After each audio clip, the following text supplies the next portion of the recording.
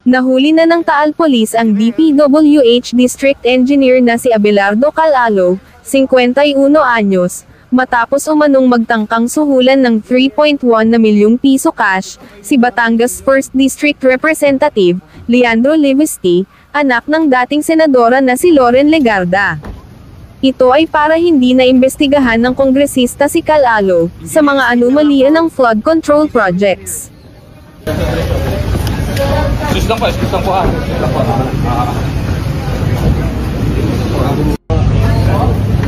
Later na lang ba? Later na interview ha. Later na. Wala na abante, tama na yan. Okay na yan. Salamat po.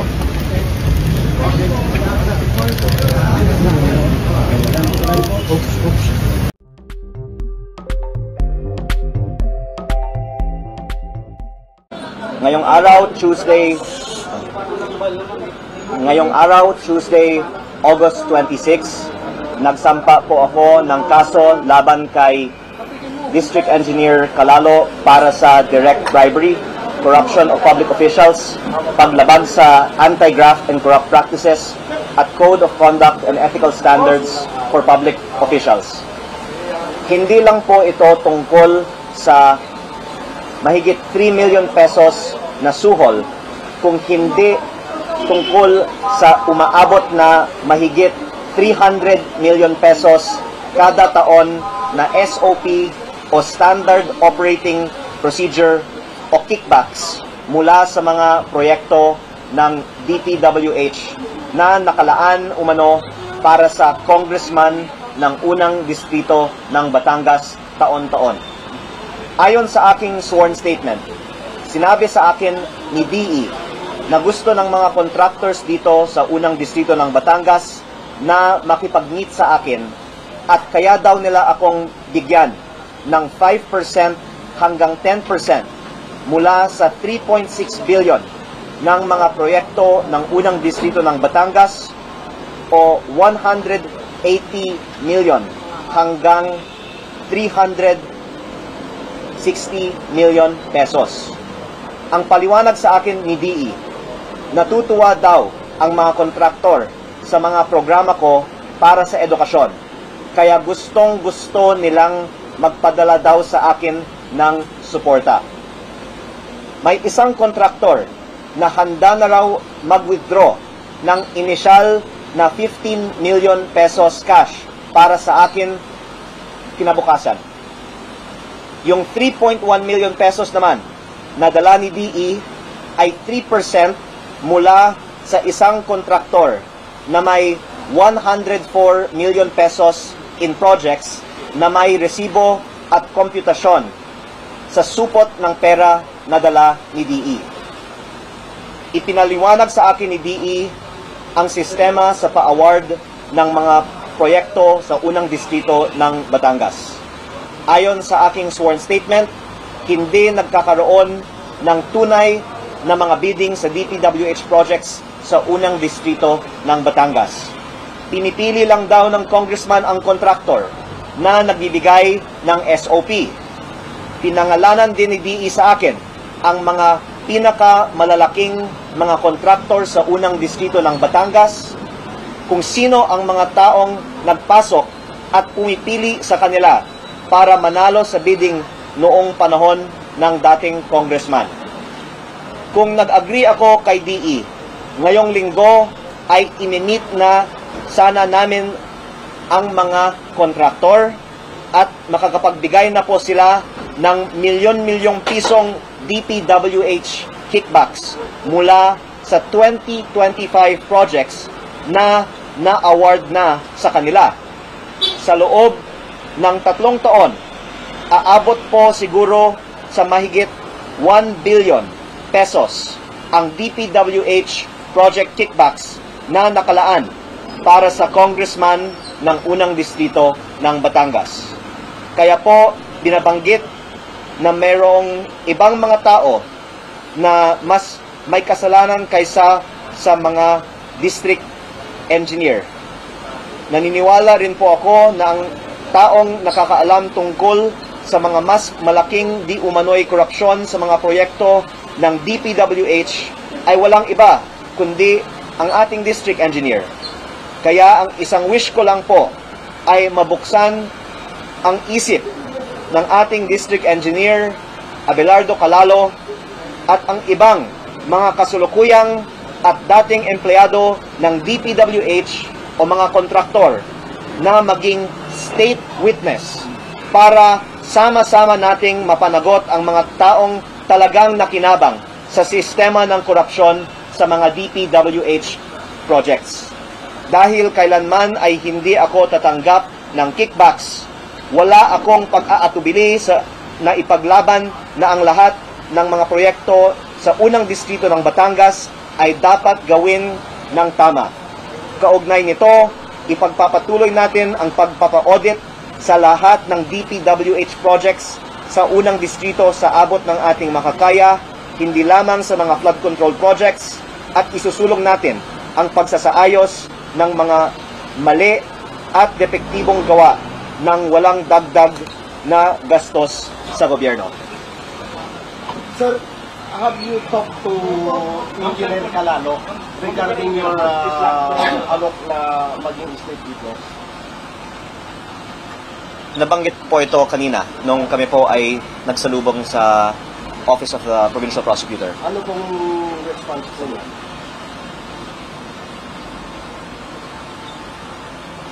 Tahimik si DE ngayon dahil baka medyo marami po kasi syempre mga nangyayari at kailangan po sigurong konsultasyon pa.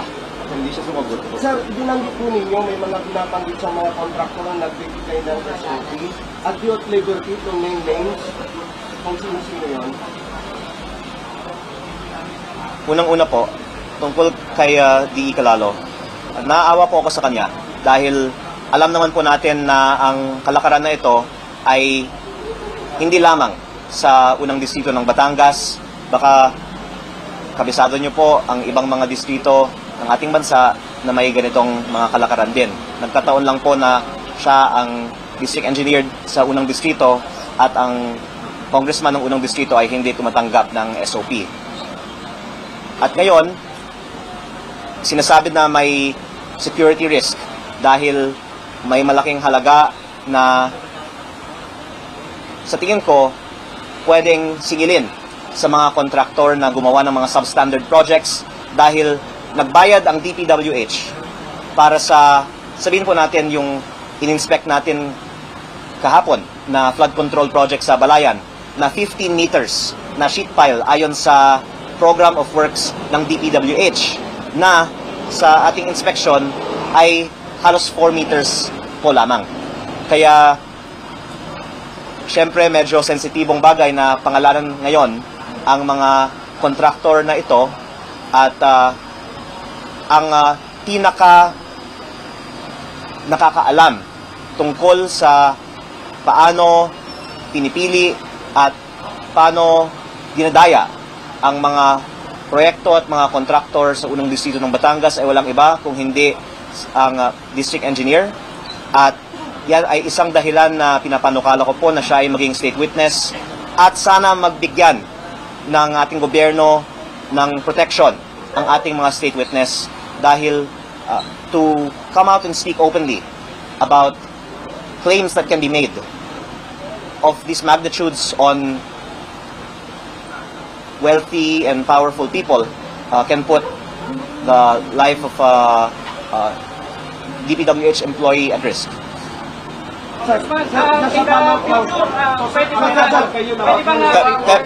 Pero nasa DPWH naman po ang impormasyon ng mga listahan ng mga kontraktor na gumagawa ng mga proyekto sa bawat distrito. At mababanggit ko din po na hindi naman po sa sino ang nagbigay ng SOP. Dahil ang perception, hindi ko po ito ma-prove scientifically, pero ang perception po ay widespread ang kalakaran ng SOP. Ang sinabi po sa akin ay halos lahat ng mga contractors ay nagbibigay ng SOP. Kaya siguro ang ating mga journalists ay pwede lang mag-research sino ang mga contractor. Sir, May death threat po ba sa inyo? Kung inspection nyo na sub-standard, may legal action ba kayong gagawin? Ang DPWH ang dapat maningil sa mga contractor dahil pag may pinagawa ka na 15 meters at ang i-deliver ay 4 meters, dapat pong ibuo yung 15 meters. Sir, wala At kung ang isang engineer ay magsasign ng acceptance of work na 15 meters, ang actually 4 meters, yung liability also is on the engineer. Sir, ang dadalogan nyo sa TRICOM, Ng inyong investigasyon, pwede nyo rin bang maipatawag as a resource person yung pinalitan po ninyong congressman, sir?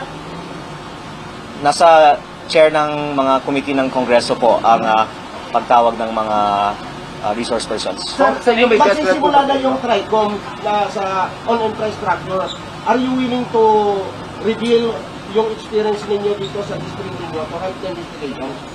Of course, but I would say that this should not really come as a surprise that there is SOP in DPWH projects. I'm just stating it publicly now, but I think all of the reporters who are with us here have also heard the incidents of this elsewhere. And I hope that with the pronouncements of President BBM, there will be a marked decrease in corruption in DPWH projects. Pero ang personal kong pananaw ay dapat hindi lang puro investigasyon ang ating ginagawa. Ngayon, meron ng arrest. Pero kahit na, hindi naman yan magsusolusyon sa kasulukuyang 880 billion pesos proposed budget ng DPWH sa 2026.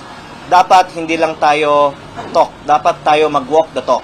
At kung napatunayan na widespread ang korupsyon sa DPWH, ang tanong bakit naman natin bibigyan ng 880 billion pesos pa ang ahensya at ang management na nag-oversee sa korupsyon na ito. Engineer, inalok niyo bang maging state witness?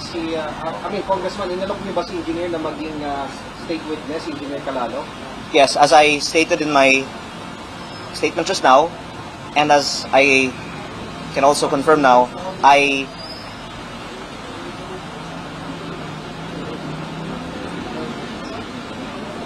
proposed to Engineer Calalo when we crossed paths in the office of the provincial prosecutor earlier that he turn state witness and help us uncover corruption in the DPWH system.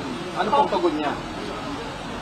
Sa ngayon po, siguro medyo overwhelmed lang si engineer sa maraming mga nangyayari kaya pinagdadasal ko na lang po na hindi man siya pa nakakapagsalita, magre-reflect po siya na sana ito po ay magiging isang public service din niya sa ating bansa. How important na maging state witness siya?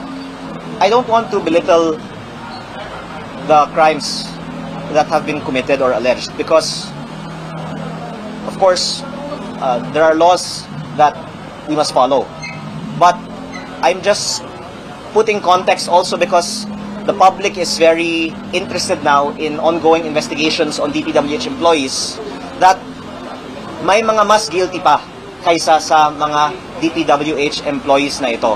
At para ma-achieve natin ang goal natin na mabawasan ang korupsyon hanggang wala ng korupsyon sa DPWH, hindi lang po dapat yung mga employees ng DPWH ang dapat nating hold to account. And I believe with the help of state witnesses, we can catch a bigger fish. Kung have you talked with Secretary Bonoan regarding this incident, tsaka yung wish nyo rin na maging state witness na ang kawani ng DPWH? I have not been able to talk to Secretary Bonoan, but I thank him for making his public statements yesterday disowning the alleged acts of bribery and pray that there will be more action because the truth is, all of us know that there's a lot more like this. Nagkataon lang dito ay meron tayong hinuli or nahuli. Pero kung maging consistent tayo sa mga sinabi ni Secretary Bonoan, dapat po talagang much more than isang district engineer ang mahuli para sa mga action na ito. Are you willing to have a discussion with Secretary Bonoan regarding this incident with later investigation? I would be glad to, but I think that he knows much more than me. So, nasa kanya na lang po kung ano ang nasa konsensya niya ang dapat niya gawin para sa ating bansa. Kung what's next po doon kay engineer? Siya ba mako-commit sa provincial jail? Mayroon bang recommended bail for him? Ano pong napag-usapan kanina? Ang mga lawyers po ang mas makakasagot sa mga katanungan tungkol dyan. And I would just like to say that all of this public attention is good in general, but hopefully can be focused more on the corruption in DPWH, not just the bribery of one individual. Because DPWH has an 880 billion peso budget proposed for 2026, and surely the potential corruption, if we're talking about my statement that I was told that the SOP in the 1st District of Batangas is for projects that were already awarded, 5 to 10%. Bukod pa sa anuman ang nangyari na noon. And for future projects, outside of the context of these discussions with DE, I have heard, and I'm sure you have also heard, that SOPs for DPWH projects can be 15% or more. If in one district there is over 300 million pesos possibly of SOP for a congressman per year, then there are actually far graver crimes being committed every day than the one incident that we happen to have caught last Friday. Yun po ba 3.1 million na cash ay actual na inabot sa inyo? Yes, if I can share about the contents also of our case. Ito po ay inabot ni DE at nakita po ng PNP sa isang supot na may kasamang resibo ng 3 mga proyekto na nakakahalaga ng 104 million pesos, 3% of which is 3.1M. Kaya mga ibang nagtatanong bakit yun yung numero may butal pa. Dahil yun po ay kinompute talaga bilang initial na SOP para sa 3 proyekto. At meron pang isang contractor na sinabi sa akin ni DE, ready na mag-withdraw ng 15 million pesos cash. Kung nag-okay po ako, baka kinabukasan, pwede niyang ipadala na sana at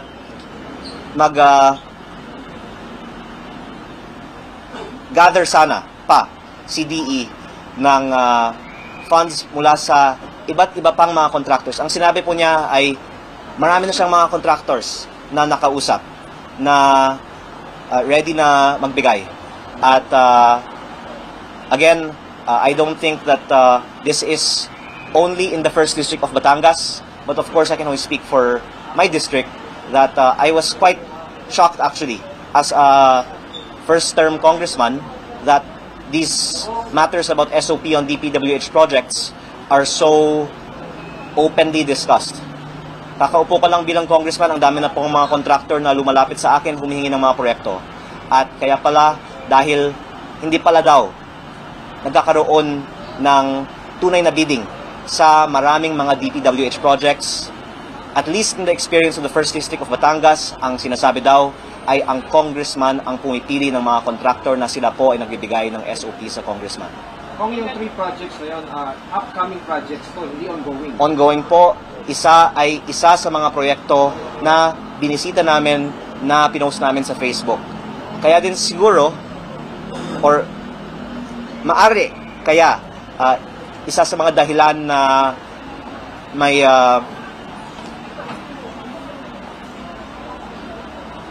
interest ang ibang mga kontraktor na lumapit sa atin dahil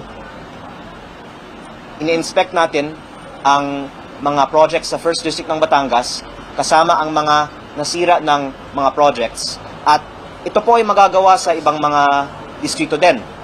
Pag ma-inspect mo, kahit bilang isang pribadong mamayan, makikita mo naman na hindi tama ang nagawa ng kontraktor at walang dahilan kung bakit hindi pinapaayos ng DPWH ang mga nasirang mga proyektong ito. Ito po ay isa sa mga nakikita natin na ginagawa na ng First District Engineering Office dahil sa ating ginawang investigasyon. Pero kaya ko po ito binabanggit dahil kung sa ibang mga distrito sa ating bansa, hindi natin ini-inspect at kine-question bakit mali ang gawa ng mga kontraktor, minsan hindi nila aayusin. Kaya din, importante na illegal at hindi dapat tumanggap ng SOP ang mga congressman. Dahil kung tumanggap ng SOP ang congressman mula sa isang kontraktor, hindi niya kayang questionin na baka babanggitin pa ng kontraktor sa media na siya po ay tumanggap mula sa kanya ng SOP. Kaya thankfully po, wala po tayong natanggap ng SOP at hindi tayo tatanggap kailanpaman.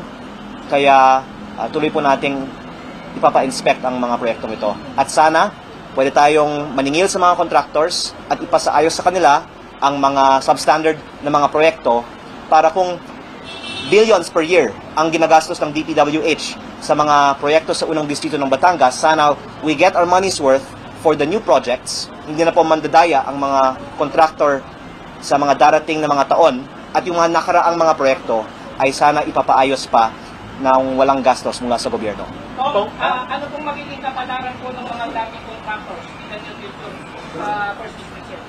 Unang-una po, meron warranty. Kahit na tama ang gawa mo sa proyekto pero nasira siya, kailangan mong iayos within a certain period of time.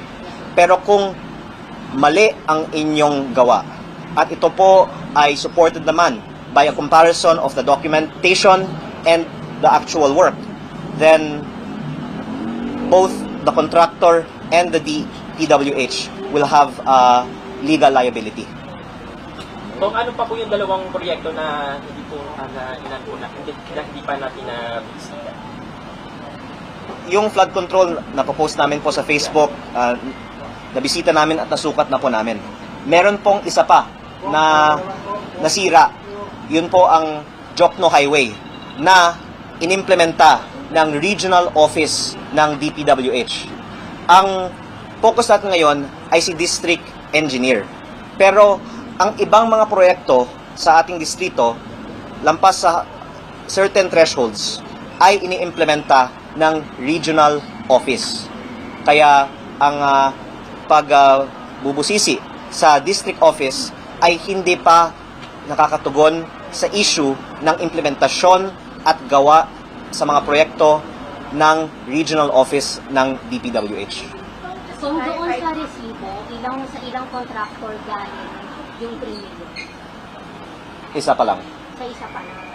Hindi kasama yung contractor na yun doon sa pinagsuwa natin. Ang aming kaso ay may nakalagay na and others. So kasama. John and Jane Doe ang nakalagay. Ang mga abogado po ang makakasagot na yan po ay open pa para maisama pa ang ibang mga contractors. At ang masasabi ko po ay ito. Si DE ay yung nagdala ng pera. Pero marami po kasing mga nag-comment. Parang hindi credible na si DE ay magbigay ng pera. Yung perang yun, I can share now, ay nanggaling sa isang contractor ayon sa resibo na kasama ng supot. At may isa pang contractor na willing magbigay ng 15 million pesos kinabukasan, at yung mga ibang mga contractor ay gusto daw makipag-meeting na para magbigay din po. At ang ating research lang po ay ongoing pa tungkol sa mga projects at mga identities ng mga contractor na ito. Ito pong lahat ay ginagawa ng aking opisina in our own limited capacity. Hindi naman po kami technical office. Kumukuha lang kami ng mga consultants na technical. Pero, syempre, mas kayang ma-audit sana ng DPWH kung gusto nilang gawin. At ang District Engineering Office, syempre, ay well-positioned to do that. At si DE ang well-positioned din to speak out about the issues in the projects in the Batangas 1st District Engineering Office. Kaya sana po mag-decide siya na maging state witness. So, bukod doon sa dalawang contractor na sinasabi mo, sa 3 million at saka sa 15 million, ilan pa yung gusto daw na makipagkita sa inyo? Ang sinabi sa akin ni DE ay marami. Ayon sa listahan ng mga recent projects sa 1st District, baka more than 20, even more than 30 ang mga contractors sa 1st District. Pero may iilan sa mga contractor na ito who have cornered the lion's share of the projects. At nakausap na daw ni DE yung mga malalaking mga contractor dito. At ang sabi po ni DE ay yung mga contractors who have cornered the lion's share of the 3.6 billion pesos of DPWH projects in 2025 of the 1st District of Batangas ay nagsabi na sa kanya na willing silang magpadala ng suporta para sa aking mga programa, quote-unquote. So, clarify po, nung nakapit sa inyo, you did not say na yung mga contractors na gusto nila ipag-iwit yung investigation sa what projects, but that we were trying to continue the traditional of SOPs to the Congress. Dalawa po ang mga punto. Unang-una po, tinalakay namin at the onset of our conversation last Friday na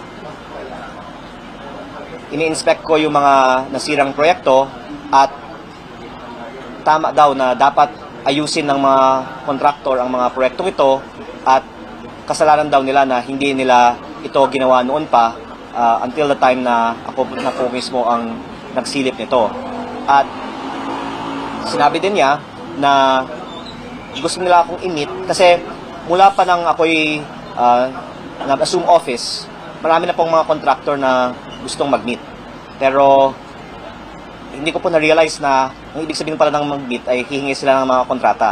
At yung pagbibigay nila ng SOP, kahit na na-award na sa kanila ang mga proyektong ito, may maraming dahilan. Pero maari, this is only an inference that maybe you can also make, ay ito ay para makapasok sila para sa mga projects for 2026. At ito ay isang point na gusto ko din po sanang ma-bring out.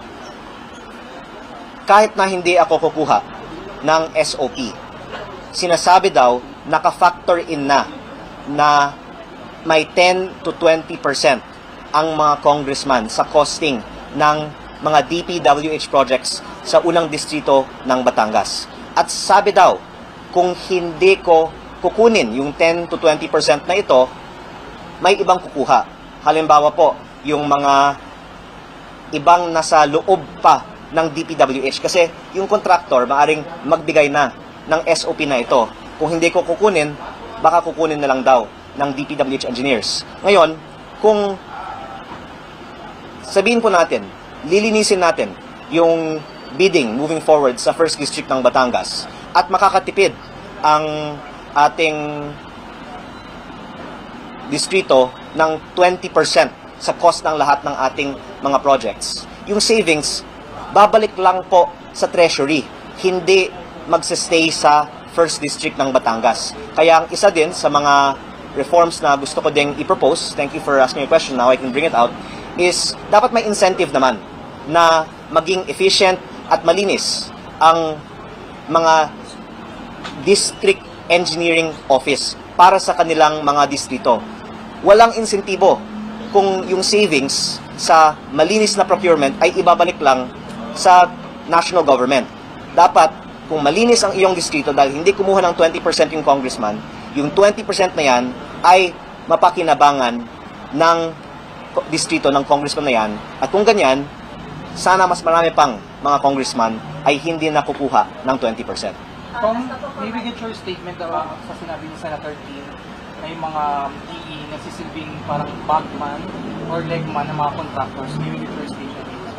Bilang bagong halal na congressman, ang alam ko lang po ang unang distrito ng Batangas. And then, as a neophyte lawmaker, how do you handle this? Pero ayaw ko pong i-blame sa mga DE, pati sa mga contractor. In the case of the 1st District ng Batangas, hindi po yung DE at yung contractor yung mastermind ng mga supposed rigged biddings sa DPWH.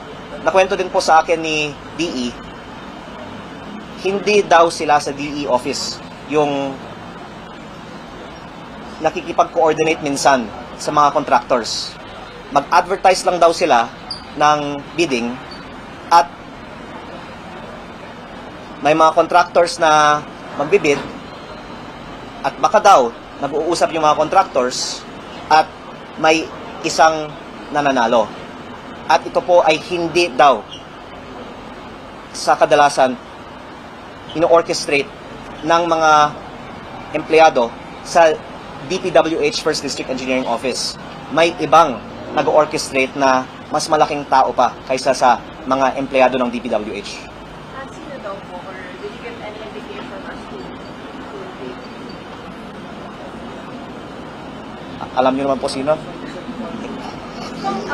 paano po ba masasamang SOP sa pricing? For example, may item po ba sa contract in which you can identify na this is probably the SOP rate po na nakukuha na? Meron pong approved budget po kasi ang mga 1 kilometer of road, 1 multi-purpose building, kaya yung mga benchmark cost na ito ay naset ng DPWH. At actually, ako po ay nagkaroon ng chance na makonsulta si DPWH former Secretary Dave Singson at tinanong ko po siya ano pong solusyon dito. Ang sabi niya, nung panahon niya, inababa niya lahat ng mga costs sa DPWH. At sa tingin ko yan ay isang panukala na pwede rin nating madiscuss pa na magagawa ni Secretary Bonoan ngayon. Lahat ng mga approved bidding costs ng DPWH ay kayang ibaba at least 10%. Sa totoo lang dapat 20%. At kung mapilitan sila na magbaba ng kanilang costs at i-monitor natin yung quality ng mga projects kasi syempre ayaw naman natin binaba nila yung cost, diraya naman nila yung gawa. Then, mapipilitan yung mga contractor na hindi na magbigay o bawasan ng kanilang ibinibigay na SOP. Pero sa ngayon, at least in the 1st District of Batangas, ang 10 to 20% cut ng congressman ay naka-factor in daw sa costing ng mga proyekto na ito po ay ayon din sa mga sinasabi sa akin ng ibang mga tao sa merkado sa construction at nung ako po ay tumatakbo po lamang, gumawa kami ng ilang mga covered court, mga bridge, mga water system at ang nakita po namin ay hindi lang 20% ang lower cost namin sa pag-implementa ng aming mga proyekto. Baka mas mababa din po kasi ang aming overhead cost. Actually, halos 50% less ang naging internal cost namin sa aming mga privately implemented projects kaysa sa yung mga DPWH projects. Okay. Thank you. Thank you po.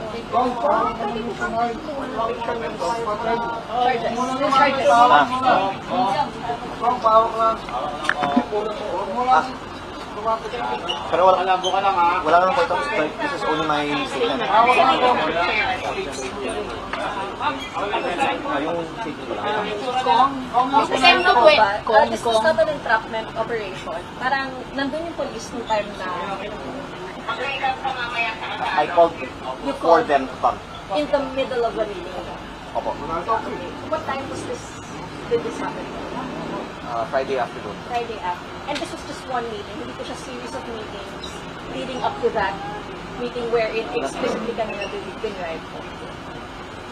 Marami ng mga kwento sa akin si DE previously na sa tingin ko parang questionable yung may isa pa akong sasabihin na hindi lang flood control ang issue sa First District. Sinabi ko nga, cost is an issue across all projects. Meron din mga roads na bagong gawa lang ay lubak-lubak na. At may isa akong road na nabalitaan, kinwestiyon ng local government ng isang bayan ng unang distrito. At tinanong ko at ng LGU na ito sa isang meeting sa DPWH First District Engineering Office, bakit ganito ang paggawa ng bagong daan na ito? Ang sinabi sa akin ay, nako, malaking tao ang nagbaba ng pondo para sa proyektong yan. At baka siya din ang kontraktor sa proyektong yan. You're talking about Calalo, sir, not? Kasi ang sabi ni Sec Bonoan, OIC lang daw po tayo. When we talk about the district engineer, we're talking about Calalo. Kung hindi, yes, Calalo.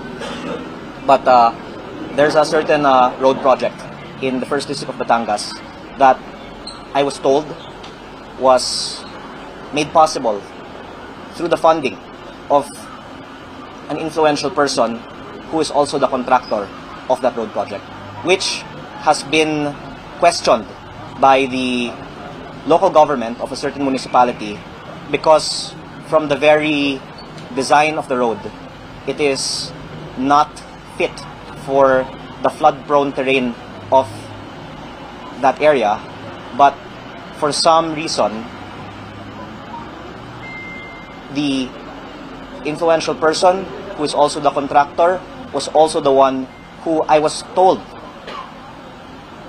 influenced the design of the road that was approved by DPWH. Can you name the person? Next time. Can you name the project na lang? Kami na lang maghahanap ng contractor, sir. Pwede kayo mag-research na lang. Anong client po to, sir? Or congressman sa First District?